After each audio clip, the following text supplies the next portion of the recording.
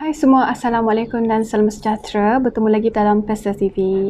Hari ini Pesta ada satu topik yang sangat menarik untuk dikongsikan dengan anda semua, iaitu berkaitan dengan mineral oil. Mineral oil ini merupakan salah satu bahan yang cukup kontroversi dalam dunia skincare. Ada orang yang sangat menyukai mineral oil ini kerana mereka nampak mineral oil ini memberikan banyak benefit kepada mereka. Tetapi ada sesetengah orang yang memang tak suka langsung mineral oil, dan jika mereka nampak mineral oil terkandung dalam produk-produk yang mereka gunakan, mereka akan berhenti, ban dan tidak akan gunakan langsung produk-produk tersebut. Jadi kenapa perkara ini berlaku? Hari ini Pesta akan terangkan kepada anda semua kenapa mineral oil ini menjadi salah satu bahan yang cukup kontroversi dan kenapa ramai yang tidak menyukai mineral oil ini. Yang pertama adalah disebabkan setengah orang beranggapan bahawa mineral oil ini bukanlah bahan yang selamat untuk digunakan. Ia boleh mengakibatkan kanser, barah dan sebagainya. Ini kerana mereka beranggapan yang mineral oil ini boleh terkontaminasi ketika proses refining yang dilakukan. Okey, sebelum tu Pesta ceritakan dahulu apa sebenarnya mineral oil ini dan dari mana datangnya mineral oil ini. Mineral oil merupakan byproducts kepada crude oil. Crude oil ataupun nama lainnya adalah petroleum fossil fuels. Bersesuaianlah dengan nama fosil itu sendiri. Ia diambil daripada dasar lautan yang terbentuk hasil daripada mendapan rangka binatang yang telah hidup berjuta ratus tahun yang dahulu, kemudian ia mendap di dasar lautan. Mendapan ini kemudian bercampur dengan batu, pasir dan berlakulah tekanan haba. Jadi semakin lama semakin terbentuklah minyak di dasar lautan ini. Jadi ada kapal yang datang, kemudian mereka sedut minyak tu dan bawa ke daratan. Mereka akan membawa minyak-minyak ini ke refinery process. Jadi salah satu byproducts dalam refinery process itu adalah mineral oil. Disebabkan inilah ramai yang salah sangka dan mereka takut dengan byproducts oleh crude oil. Walau bagaimanapun USDA, FDA telah mengeluarkan banyak kenyataan yang semua mineral oil yang digunakan dalam skincare adalah 100%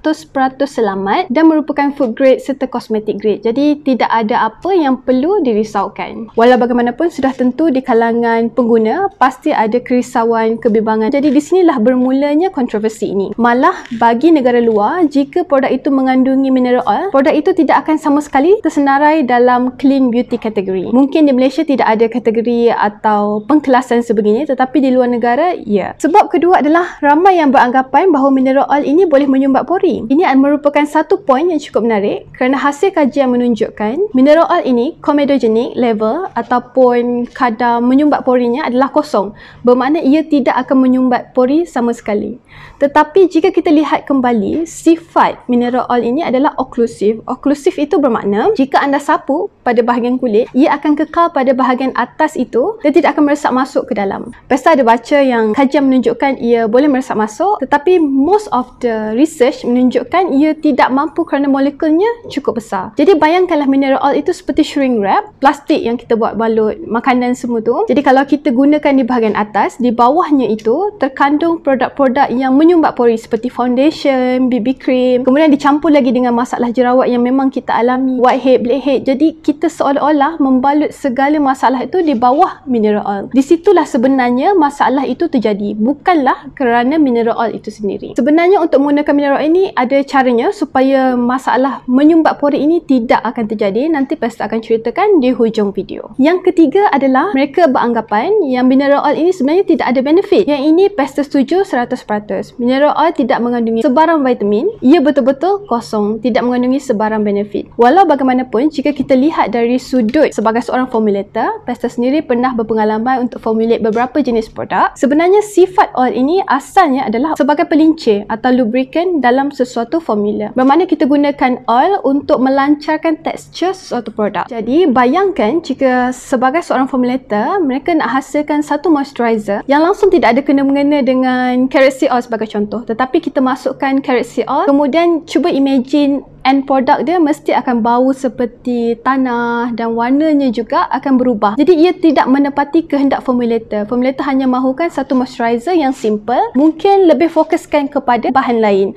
Tetapi kerana penggunaan plant oil, maka seluruh formulasi serta end product itu berubah. Oleh sebab itulah ramai yang menggunakan mineral oil di dalam sesuatu produk kerana mineral oil ini sifat dia tidak ada bau, tidak ada warna. Jadi ia betul-betul clear selain daripada ia mudah didapati dan sumber yang lebih murah. Selain daripada itu, sifatnya yang tidak memberikan apa-apa benefit ini juga menyebabkan ia banyak digunakan dalam produk-produk yang khas untuk bayi. Percaya atau tidak, banyak produk bayi menggunakan mineral oil. Sebagai contoh baby oil, senang sangat nak cari produk bayi yang berasaskan mineral oil. Ini kerana molekulnya yang besar, ia akan sit di atas kulit bayi yang masih kecil yang sangat sensitif. Ia tidak akan masuk ke dalam kulit, seterusnya memberikan iritasi kepada bayi tersebut. Sebenarnya bayi tidak perlukan sokongan vitamin dari luar kerana kulit mereka sudah cukup lembut, nourish dan supple. Jadi oleh sebab itulah kita hanya gunakan mineral oil yang tidak memberikan sebarang kesan ataupun benefit kerana bayi memang tidak perlu. Baiklah, daripada 3 poin yang Pastor cerita tadi, anda sudah jelas kenapa orang tidak menyukai mineral oil dan apa pandangan Pastor pula mengenai faktor-faktor ini. Apakah kebaikan, apakah keburukannya. Baiklah, sekarang Pastor nak terangkan kepada anda semua, jika anda masih nak gunakan produk yang mengandungi mineral oil, bagaimana agar ia tidak akan memudaratkan lagi kulit anda. Sebelum itu, Pastor pecahkan kepada 2 jenis produk, iaitu yang pertama, produk yang hampir keseluruhan formulasinya adalah mineral oil seperti petroleum jelly, Vaseline. Kemudian produk yang kedua adalah hanya memasukkan 1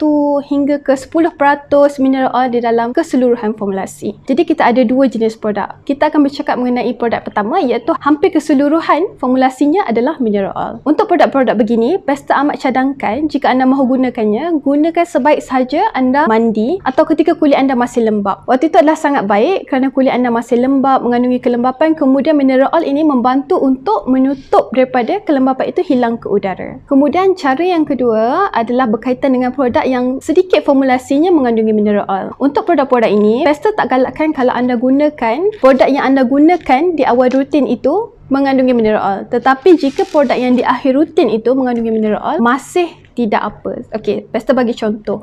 Contoh kalau serum, toner anda gunakan di awal rutin, betul? Jika produk-produk ini mengandungi mineral oil, kalau boleh elakkan. Tetapi bagi produk-produk yang anda gunakan di akhir rutin, sebagai contoh sunscreen untuk siang hari kita gunakan di akhir rutin, ataupun sleeping mask anda gunakan pada malam hari. Jadi dengan penerangan Pastor ini, Pastor harap anda semua tidak lagi terlalu takut dengan produk-produk yang mengandungi mineral oil. Walau bagaimanapun sebagai pengguna, anda berhak untuk memilih untuk menggunakannya ataupun tidak, terpulang kepada anda semua. Pastor hanya menyediakan kebaikan serta keburukan, dan apa yang Pastor boleh simpulkan dekat sini, apa yang paling penting adalah anda bijak menyusun atau rutin. Pastikan anda menggunakan sesuatu bahan itu pada langkah yang paling tepat supaya ia tidak memudaratkan lagi kulit anda. Rasanya itu sahaja. Semoga penerangan ini memberikan banyak manfaat pada anda. Jika anda mempunyai sebarang komen atau pendapat atau cadangan, tinggalkan sahaja di bahagian komen di bawah, serta jangan lupa untuk subscribe channel kami. Okay, terima kasih. Bye.